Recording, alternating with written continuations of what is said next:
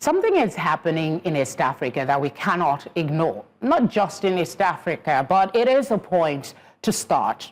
According to the 2025 World Press Freedom Index, released by Reporters Without Borders, Rwanda, Uganda, and Ethiopia have officially entered the red zone, labeled as very serious situation for journalists' safety and media freedom.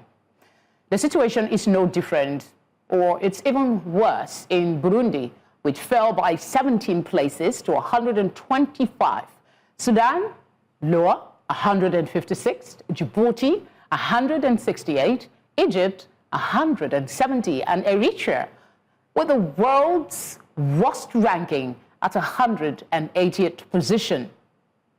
East Africa is a region already scarred by political tension, crackdowns, and conflict. This downgrade highlights a dangerous trend, not just for journalists, but for democracy itself. To discuss press freedom, freedom of expression as well in the 21st century, I have joining me Modeste Nkurikiyimana, a journalist from Kigali, Rwanda. Thank you very much for being here. Having me. Let's start with the basics. What were some of the key findings of the RSF index about Rwanda, Uganda, and Ethiopia, and what pushed them into the very serious category?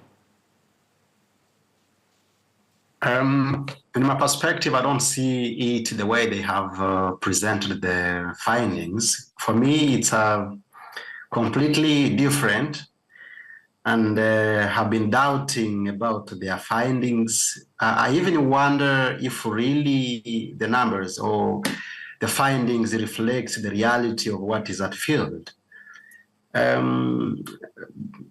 Based on how research used to be done, I think people can use different ways, but I think these people I could reframe that and ask you to bring us up to speed on the current realities for practicing journalism in Rwanda. That's where you're domiciled, right?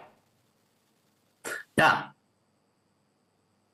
I'm starting from Rwanda. The reality is completely different, and I think they have picked, the wrong number from maybe the opposition, the politicians in the opposition of the politics of Rwanda.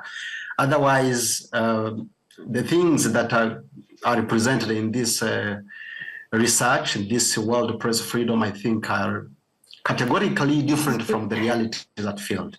Rwanda now has a self-regulatory body, which is called the Rwanda Media Commission. It has ARG, which is the Association des Journalistes Rwandais, and they can regulate themselves. There is nothing nowadays in Rwanda like the government controlling journalists. Yes, Rwanda is not a paradise. Anybody who can misbehave or do against the set laws of the country, I think as a journalist is also a citizen before being a journalist. So that's simply the reality from the field. Modeste, your comments in some ways indicting the Reporters Without Borders that they may have been compromised in how they came up with their results. But what they did was to cite, to cite state surveillance, arbitrary arrests, and media shutdown as some of the reasons for these areas. So are you saying that in Rwanda, for instance, we don't have cases of surveillance of journalists and media, we don't have arbitrary arrests of journalists that you are aware of, and that there is no shutdown of any media outfit, perhaps in the past 5 years? All those can happen, but not merely based on the work of the service in journalism. Like, for example, BBC has been shut down, closed in Rwanda, but the issue was not the issue of, it wasn't the issue of journalism. It was a way of politicizing their journalism against the policies and laws governing Rwanda. So it is really different from maybe issue related to journalism. There are, I think, two journalists, if not three, I don't remember well, who have been jailed, but their cases are very different. They are my fellow journalists. One of them, I think it's the one I remember, he was a YouTuber. And of course, he started even journalism, but he was really messing up with the policies and being used by the opposition being abroad. So the cases he is now apprehended for are not based to journalism. Rwanda now has more than 200 media outlets operating online. It has, I think, more than 35 radio stations, and only one radio, maybe some 6 are simply affiliated to the government. Others are private radios. It has 12 televisions, and not all of them are public. Some are for the business people. So every day, as we are even in this very speedy age of digital era, many people, many media houses really get started day on day, day after day. Honestly speaking, I've been in the profession in Rwanda since 2010. Up to now, I'm still a journalist and used to be one of the critical ones in Kigali, and I have never, yes, sometimes people can call upon a journalist when you have. So you want the whole of Africa to see Rwanda as a media-friendly, press freedom enshrined, safe place to practice, as against the report of a body like RSF that seemed to be working in some capacity to help protect the interests of journalists. That is on the one. Okay, take that first before I reference back something you said. Actually, I can't say that any country can imitate Rwanda, because Rwanda is a country apart and it has its own way of governing or governance. Simply, people need to contextualize. Professionally, a story needs somebody to tell it. And being a professional journalist, it does not necessarily mean the way other countries, mainly the countries of the West, actually contextualize the journalism. And this is the problem actually that we used to be facing on our daily works. But people need to know that the inspirations of our journalism career or profession actually comes from UK and the US.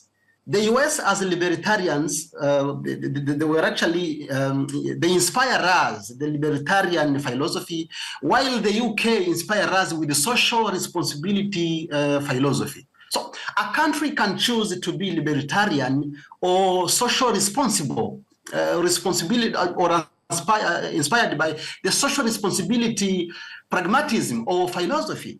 So nowadays, the involvement of journalism can depend. When you check around the history, the Kwame Nkrumahs in their times were actually inspiring a kind of a way of doing journalism. Nowadays, some other people can do development journalism, you know? So it all depends. But what I can simply tell people is that in Rwanda, the information that people used to actually be spreading from Rwanda used to be mainly from the opposition of Rwanda, not from the reality or the real people living in Rwanda. Like Rwanda, like this RSF. If I can even read for you where this information was fetched from Reporters Sans Frontières, the story itself is biased. I have it here. Like, for example, they said, undermined by decades of oppression, the Rwandan media landscape is one of the poorest in Africa. This was actually a way of, based on what? They don't figure out numbers. They don't cite anywhere. It is simply sitting down and then write things simply because they have a very big name. Then things will be the way they have said. So you feel what would be Modeste? It's kind of a political bias against the president of Rwanda. Okay, two things. What would be the reason for a biased report against Rwanda by a body that claims independence and seem to be applauded in other climbs. And take that on first, and then I think you were citing, just take that on first. Let me collect my thoughts. Come again? I don't hear you. Yeah, so what would be the goal for RSF to create a report that is inaccurate about Rwanda? What would they stand to gain? Yes, and then the second question I'd like you to answer is, just confirm, do you belong to perhaps, you have a political affiliation? Because you keep talking about the opposition, the opposition. I personally don't have any political affiliation. You can check around in Rwanda. I used to be one of the critical journalists criticizing what is not going on clearly. And nobody have called upon or have harassed me or condemned me or have criticized based on facts. That's number one.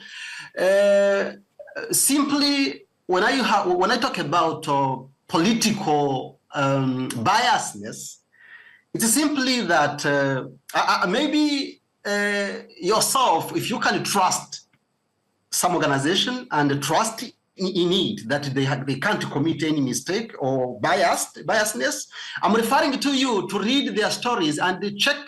I hope you did journalism and let me know if the stories are accurately searched or if they are professional.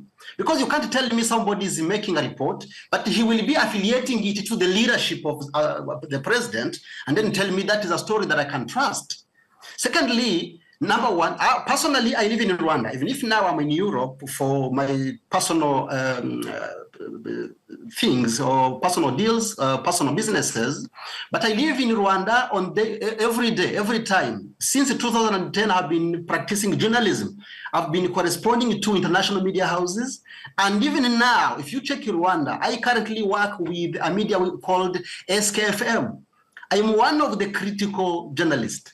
I used to actually be... So you're saying you've practiced for such a long time and you really don't find anything to criticize. So there is nothing to fix in the media in Rwanda or other specific things that you think can be better with how media space is regulated? Of course, there are many things to correct, to regulate. Please go ahead. Let us know some of them. Namely, journalism.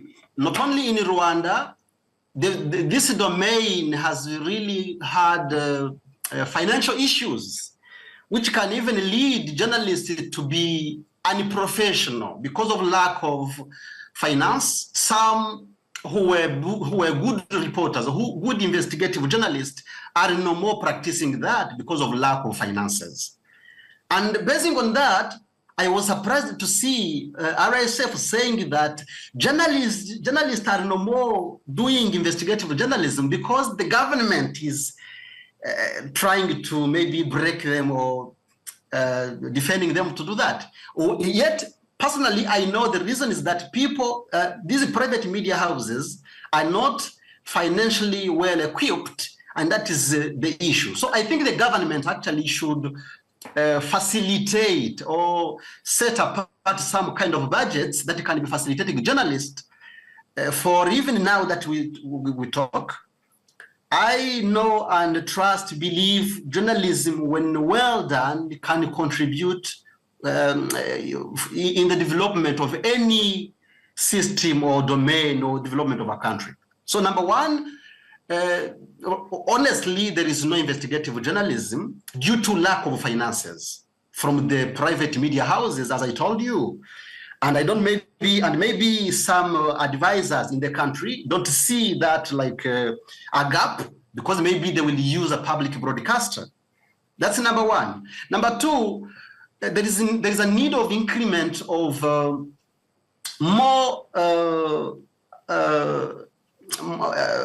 professionals, these people going for journalism school studies, because you will meet many people who have not done journalism as a profession, and that would be something very important. So we need more scholars from the domain. Of course, they will be more professionally doing this profession. Otherwise, when money will be there, I think Rwanda now has good laws Number one, it's a rule of law country. Number two, it has a self-regulatory organization, RMC, Rwanda Media Commission. Number four, maybe the poverty in media is actually what leads to some journalists to be biased or even be used by the international organizations for the sake of their political biasness, because politically some people can be paid to tarnish an image of this or that country. And this happens many times in African countries. Modeste, what would be your final thoughts about press freedom in Africa? You have, cast aside the report by the RSF as flawed and not based on, facts in the case of Rwanda, because that's what we ended up discussing today. So what would be your final thoughts about press freedom, if not in all of Africa, but in East Africa? The press freedom, I think, needed to be balanced. A journalist, number one, is a citizen. If a country have set regulations or laws, a journalist need to be first and foremost respect the laws. And if he is or she is a servant of public, of citizens, then professionally, ethically, and immaculately find the data to make his or her story a professional one, abiding with the principles of journalism, rather than simply standing alone and start criticizing without basing on any facts. A journalist who is professional in Rwanda can't be punished or even mistreated. However, also the government in Africa generally need to not only think that journalists can destroy, but also know journalists are among the people who can contribute in the development of a country. Because sometimes you will see in some countries there is no law, simply journalists can be kicked out anytime. So in essence, something can be done to improve the media space in Rwanda and across Africa. Budgeting. Right. The government trying to put the budget for journalists. Otherwise, laws, the laws regulating media are fine and there is no problem. All right, Modeste, thank you so much for being here. We appreciate your time and your thoughts. Thank you for your time.